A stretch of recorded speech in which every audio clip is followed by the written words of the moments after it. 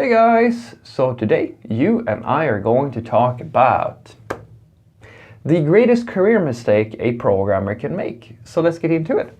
So this is a great question, and I would say that the greatest career mistake that you can make as a programmer is to get complacent. Too complacent. It's fine to be a little bit complacent. I mean, everybody gets a little bit complacent, even yours truly.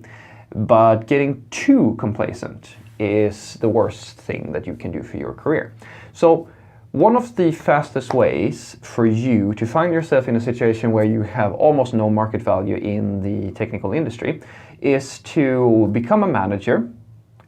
Be really good, of course, hopefully. Well, you don't have to be good, like you just have to be very good at the whole, okay, I adopt like the principles of being a manager and I'm just gonna stick with this company, right?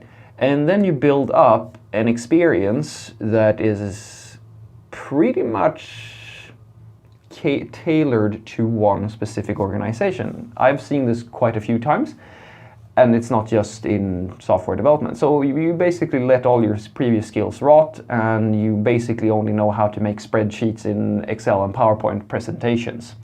And that's great in the beginning of things when you're young and hungry and so forth. And then when you finally get to a point where you really don't care anymore, you're basically just getting paid to do the same thing over and over, you get fired from that mid-level position that you have, the middle management position. And then you realize that shit, nobody wants to hire me anymore because I actually was just promoted from software developer to like a mid-level manager within my company, and I didn't actually take the time to really get good at that job either, because some people actually go to school to get really good at this sort of thing, and they're young and they're younger, they're hungrier, they know the other industries that the job positions are open for much better than you do, and all of a sudden you figure out that shit, I mean, it's even tough to just get another programming job because it's kind of weird when you're middle-aged and you can barely code because, as of a thing I've said in the past, usually the thing that makes people feel that this is a good programmer, this is a bad programmer, is how skilled are you in relationship to how long you've been in the industry. So if you've been coding, or if you're on your CV, you state that you're the best programmer ever, right? And you've been working for 10-something years or something, at least, maybe more than that, and you have issues just working with the tools of today, there's going to be a mismatch in expectation. And mismatches in expectations almost always, unless it's like you're just that good, it's always in a negative thing. Matching expectations is usually the best thing. Just maybe being just slightly above, that's also very nice.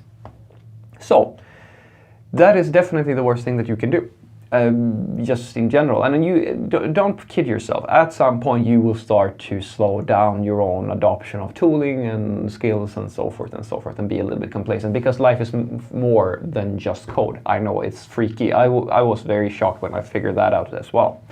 But it is actually absolutely true. It will happen. And so basically my entire thing here is going to be to say, don't do that. Know what you're getting yourself into. Software development is, although there are many perks to being a software developer, one being that you're in high demand, I'm pretty sure that the popularity of this industry will die to, like, it will go down to a crawl.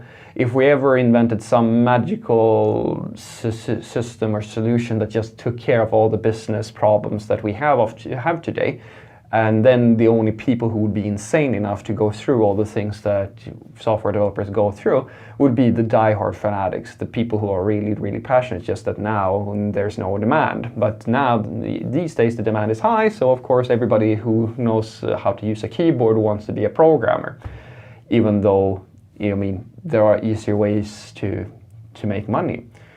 Because the thing is that this is one of those industries where, guys, this is not something where you have to actively work at it to stay on top of things. You have to actively be engaged, and it is the sort of thing that it's basically life. In many ways, it's lifelong learning. And now, of course, I know that there's nobody out there who's going to claim that, oh no, my job doesn't require lifelong learning, because everybody has a sense of self-value, right? Nobody wants to admit that. But I will argue that the requirements for you to stay good at programming will be different from the requirements to stay good at other professions, where it's not a process of almost daily learning and fairly complicated problem solving and stuff of that nature. This is of course true for other professions as well, but there is a difference in the requirements, right? Because there are people who go every day to work without needing to read up on tons of documentation or figure all these new concepts out and basically learn something every single day, right?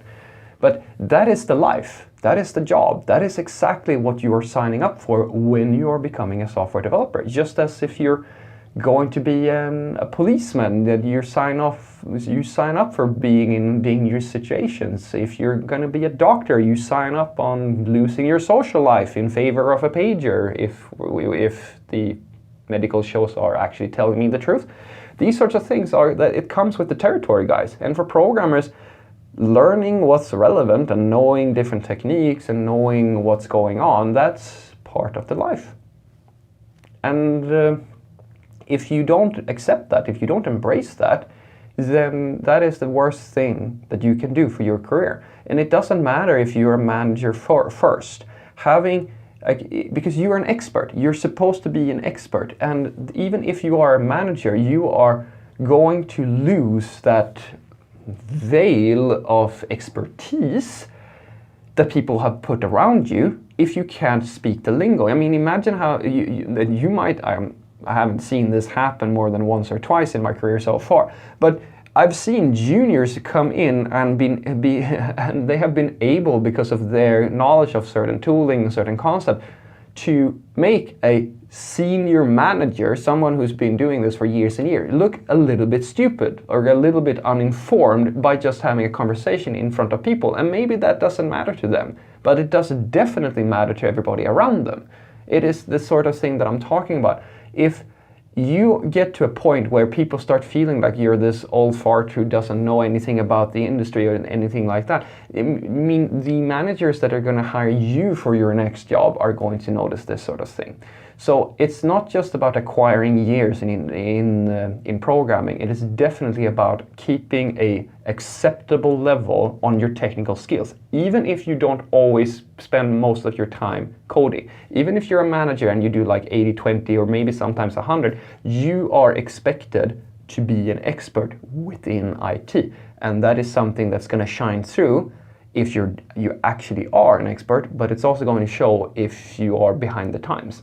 So what I want you to take away from this is that the easiest way for you to rot your career, the absolute worst career move you can make, is not to become a manager, because this is not about going from coding to something greater or something more, if you will. It is about understanding where your value comes from. Your value comes from your ability to solve technical problems. That is your value. That is where people are paying you. So that has to do with coding, it has to do with architecture, it has to do with stakeholder management, it has to do with all these things that makes a IT company a success, or an IT project a success.